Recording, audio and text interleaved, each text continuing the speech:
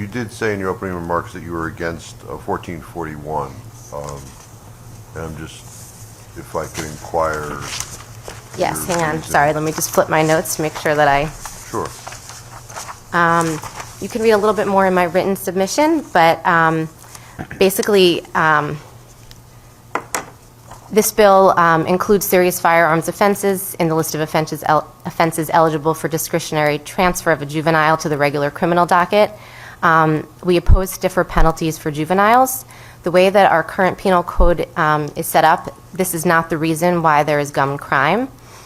This bill, we don't believe, is an effective way to reduce gun violence. We know that there are other evidence-based approaches that do make an impact on reducing gun violence, and so that's why we are in opposition to that bill.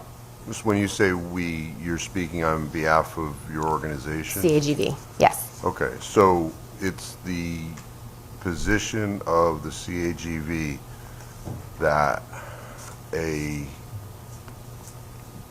juvenile, under this law, someone over the age of 15 who is in possession of a firearm that the serial number has been erased from and that they have threatened someone with, that it's improper for there to be a discretionary transfer to adult court?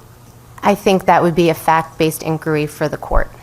Well, that's what this law asks for. This Right, law, discretion says that the judge, an application can be made. Correct. The judge is supposed to look at, it says the court shall consider any prior criminal or juvenile offenses committed by the child, the seriousness of the offenses, any evidence that the child has an intellectual disability or mental illness, the availability of services in the docket for juvenile matters to serve the child's needs. So I'm just trying to figure out the opposition, because my understanding is that CAGV is Connecticut Against Gun Violence, and here we have a juvenile, which, I mean, just possession of the firearm by someone under the age of 18 is illegal on its face, right?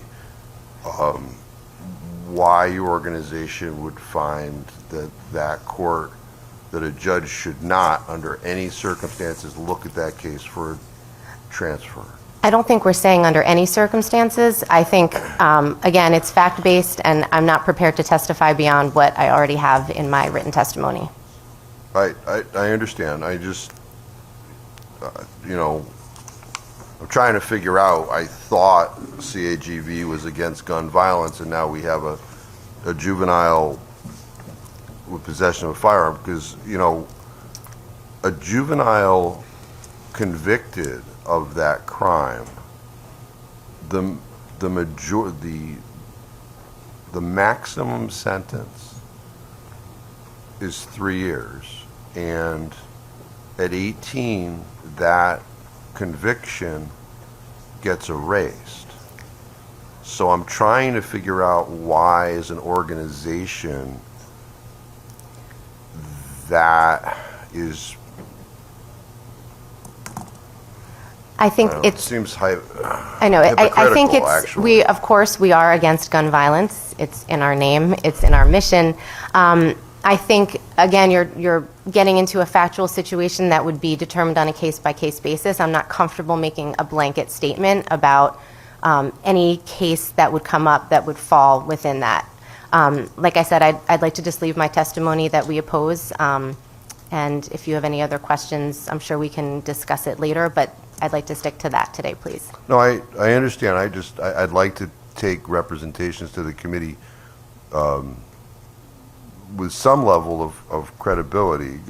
I mean, you do acknowledge that this only has to do with, it says in line 26, serious firearm offenses. So,